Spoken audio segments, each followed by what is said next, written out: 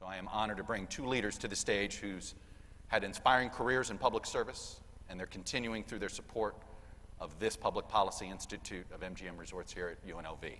So here to share their personal pathways to work and their perspectives on public service, leadership, and how we can empower American communities, please welcome back to the stage, who's already here, former U.S. Senate Majority Leader Harry Reid and the former Speaker of the House, the Honorable John Boehner. Hello, bro.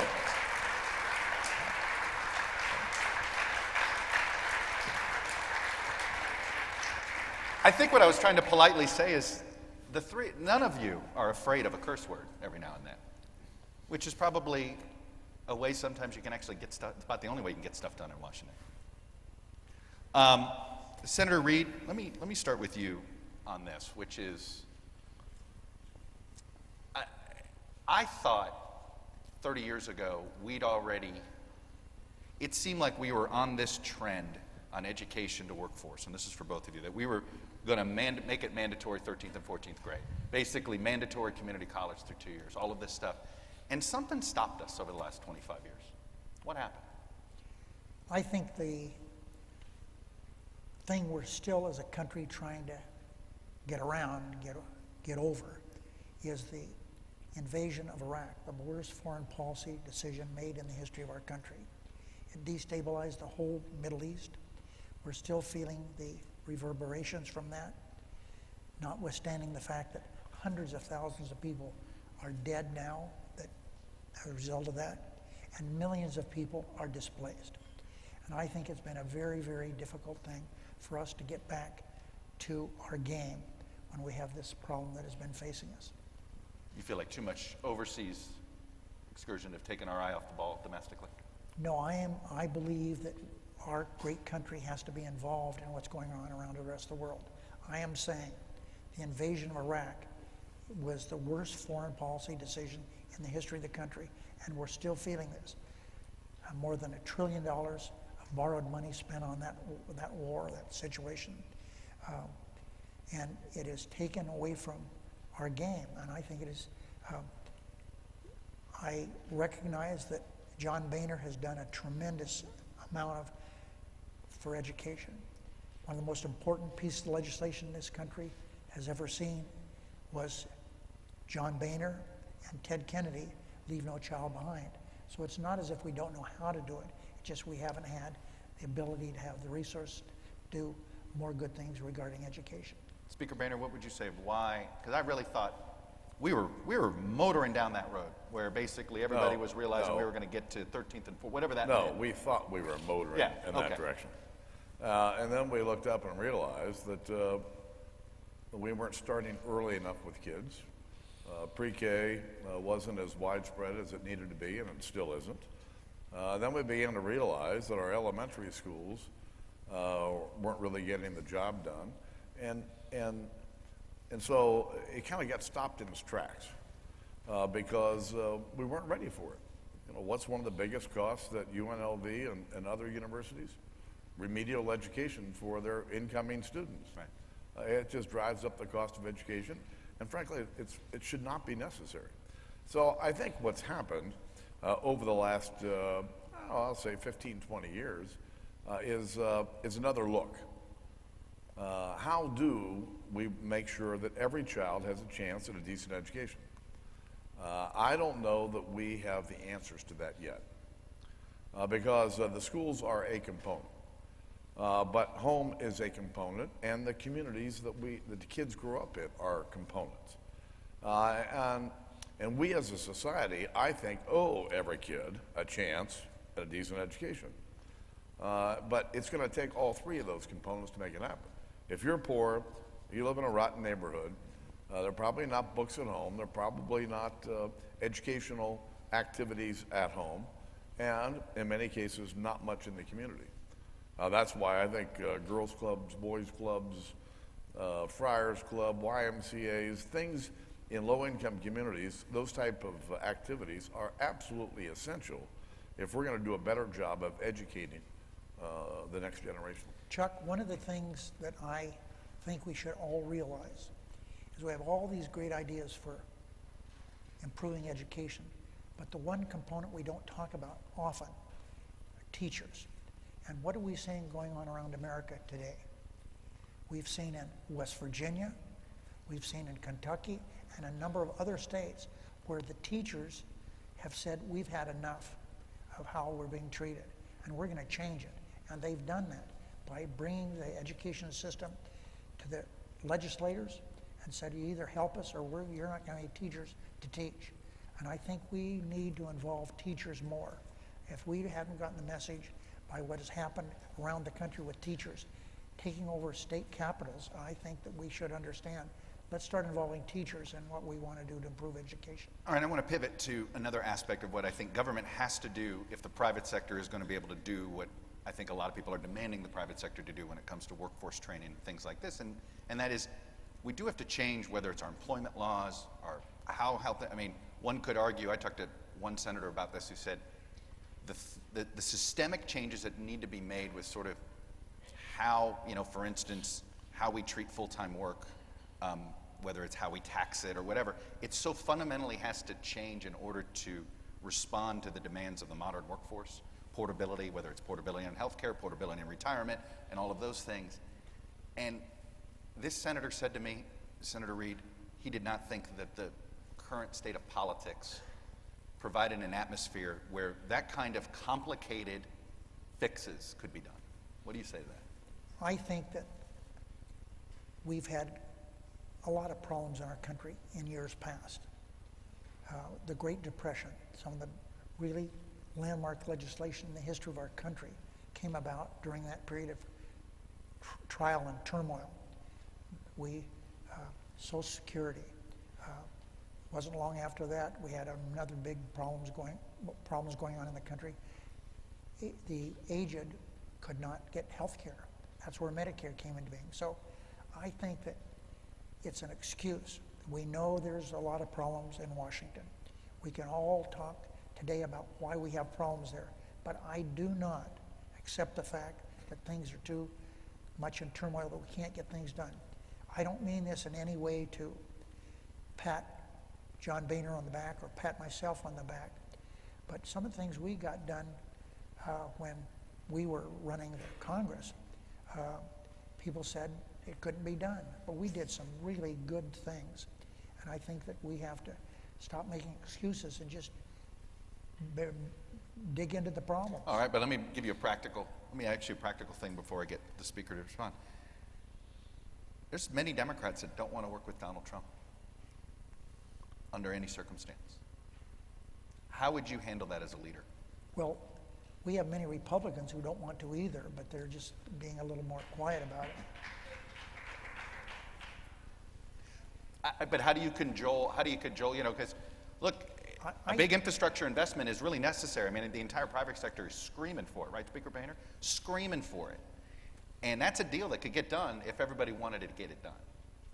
Well, you don't really need to get everybody to get it done, because I think, as has been mentioned here today, and you're the one that mentioned it, we have 535 members of Congress. And those 535 members of Congress have leaders. Let's say there's 2 in the Senate, and let's say there's 2 in the House, and that's where the direction has to come. And I think that it's very, very possible to get something done. I think that if we have enough focus on the issues that need to be taken care of and the workplace changing, this is no different than when suddenly people look around and we've got the railroad industry's in big trouble because we've got automobiles. We've got automobiles in big trouble because we have airplanes. And these same kinds of discussions have taken place over the years. And I think we cannot let the dysfunction that many of us believe is taking place with this administration stop us from doing good things. Speaker Boehner, when you had guns to your head, fiscal cliffs, you name it, shutdowns, you guys did get stuff done. But it took you guys seeing the abyss. Is that what it's going to have to take to do any sort of common work these days? Well, make it all a fiscal cliff. If we make it all a fiscal cliff, maybe you guys will do something. In many cases, it took the pressure of a fiscal cliff or a deadline to get, for the leaders to get the members to kind of move along. You know, the easiest thing to do in any job, especially in politics, is to sit there and do nothing. You can't get criticized. Is that, I feel like the next 18 months, that's what we're going to see. And a lot of nothing. Having these deadlines really does help force action to occur, and it helps the leaders lead. And I just think leaders are elected to lead. And I kind of agree with Harry. There's no, regardless of who the president is, you know, a lot of my colleagues when I was speaker didn't want me working with President Obama, certainly didn't want me working with Harry. And, you know, they thought Harry was the devil. I knew better. And, but, you know, we got things done because leaders get elected to lead. And they have to lead. You know, I didn't, you know, Barack Obama and I didn't agree on a whole lot. But we got along because we had to get along. And we developed a respect for each other as a result. And working with Harry, we did get a lot of things done. Some of them were up against a deadline, a lot of them weren't. But when it comes to, as the example you pointed out, the infrastructure issue has to be dealt with. I mean, our roads are a mess. Our bridges are a mess. And as Joe Biden said, LaGuardia is still a third world airport. So. Yes. Even though they're trying to rebuild it. It's second world now. Sorry, Valerie. It is getting second worldish, but his comments help that. Chuck, I believe, and this may sound unusual coming from a Democrat with the voting record that I had, I think we're arriving at a tipping point. And what is that tipping point? We have taken our eye off of one of the big problems facing this country. We're not talking about it at all. We are driving ourselves into bankruptcy. We have got to do something so that we have, and it's coming more quickly than we think, this huge deficit. We could wind up having $1 trillion deficit in 1 year. And remember, we are only paying the interest on the debt. And with interest rates, they're going to go up. They're not going to be down. Oh, didn't you see the good news about Social Security today? Pardon me? The good news about Social Security Day? They're tapping into the trust fund? But Chuck, you know, that has come up every year. It's the same. Social Security is going to go broke. There's no question that all of the programs we have that are fixtures in our budgets, we have to look at them and change them. But I am saying now, I repeat, the deficit is going to bury us, and we are going to feel this, and it's going to be something that members of Congress and the leaders in Congress cannot ignore. They're going to be forced to do something about these huge deficits. Otherwise, we will never, ever have money to take care of the deteriorating infrastructure that we have. I have to say, I'm glad you brought it up, and Speaker Boehner, you bring it up a lot still. And it used to be the deficit hawks. I used to say we're an endangered species in Washington. I think they're extinct. Okay, the deficit hawks have all left. I mean, you two are formers. The fact that you talk about the deficit, not a single Democratic presidential candidate is talking about it in the way you just talked about it. And the President of the United States, who is a Republican, and the last time I checked, Republicans used to call themselves. He's a populist. He's not right. Really He's not. He's the king of debt, as he once said. He loves debt. You can't run your household this way. How is you both can't parties run your don't care. business this way, and your government can't run this way either. And there are a lot of things that need to occur, but we're all living 20 to 30 years longer than anybody ever thought, and 20 or 30 years longer than these retirement programs were ever designed to take into account. And we're not talking about things going to affect anybody currently on the programs. Not talking about anybody remotely close to retiring, but these programs need to be restructured. And it's the biggest drivers of our spending, and we all know what the problems are, but nobody seems to want to get around it. When you visit, when Democratic candidates are all coming to see you, what do you say to them about the debt? Before we start tinkering with Social Security, let's understand these tax cuts, the latest tax cuts that President Trump trumpeted, have not come to fruition to help the average working American. We have now in America today the lowest unemployment since the 1960s. but yet we have a workforce that's trying to find jobs. So I would say that before we mess around with Social Security, let's look at what's happened with the tax structure in our country. Before we get into a big debate over this, maybe we ought to get back to the real issue here, and that is workforce development in education. We could well, but the tax Harry and I code, could you argue could make an about argument the tax code could help with this. Well, you could, but we've got the lowest unemployment we've seen in decades. We've got rising middle class incomes because wages are in fact going up. But the anxiety is still there because people can't afford. Yes, they're worried about college and they're worried about the next job, and they think they're going to get. They're worried that they might get laid off next. It's this weird phenomenon that we're dealing with. There is a lot of anxiety in America, especially when it comes to jobs and what the future is going to be like for our kids and our grandkids. And I think the best way to lower that anxiety is to have a more adaptable workforce that we talked about yesterday. And how do you have a more adaptable workforce? I think the foundation of that is a better education. And it's pre-K, it's K through 12, it's community colleges, it's universities.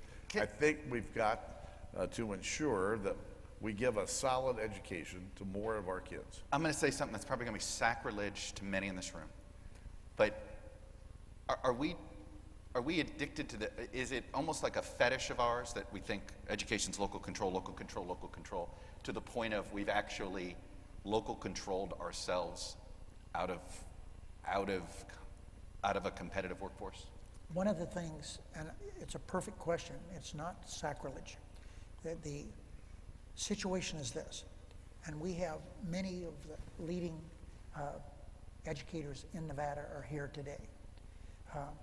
And they have seen, as I have seen, the federal government wash their hands of education helping our university system. Why have the universities had to increase their tuition and fees so high that they didn't do in the past? These state education institutions are not getting help from the federal government, and that's wrong.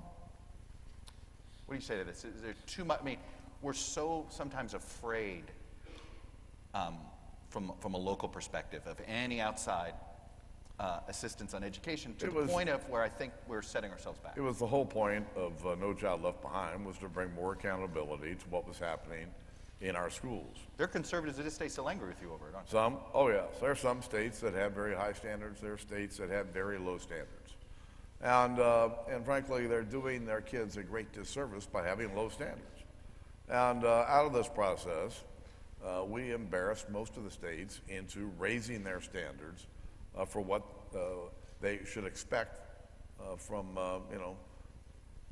8 years in grade school or 12 years at K through 12, raising those expectations. We're in a better place than we were. But we expect too much from the school system, and we don't expect as much from the parents or the communities. And these are important components of making sure the kids get an education. Listen, Harry and I grew up in not the best of circumstances. You know, I've got... Were you both first generation college? Yes. That's what I thought, right? Both of you were first generation college, right? First generation inside toilet. All right, that's your mic drop, right? Like, there you go. I didn't have that.